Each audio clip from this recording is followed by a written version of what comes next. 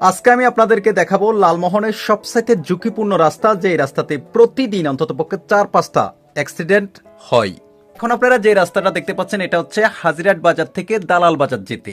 দেখেন এই রাস্তাটা সামান্য গ্রামের একটা রাস্তা, এটা কত চওড়া একটা রাস্তা।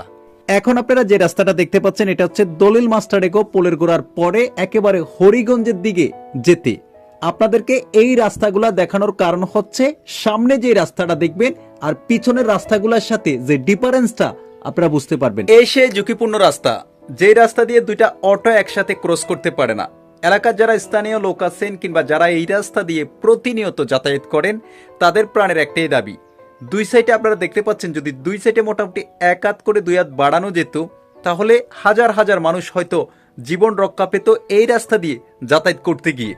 এই রাস্তাটা হচ্ছে এত গুরুত্বপূর্ণ একটা রাস্তা, যে রাস্তা দিয়ে প্রায় 4 থেকে 5 লক্ষ মানুষের যাতায়াতের একটা রাস্তা।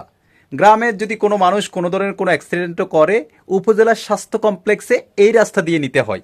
দেখেন, এমন সময় আমরা শুনেছি একজন মাতৃকালীন ঝুঁকি মাকে নিয়ে যখন যাচ্ছে, দুইটা অটোর সাথে ধাক্কা লেগে সে আরও গুরুতর অ্যাক্সিডেন্ট করে, তাকে বাসায় ফিরতে হচ্ছে মৃত হয়ে। এমন একটা ঝুঁকিপূর্ণ রাস্তা এই রাস্তাটা।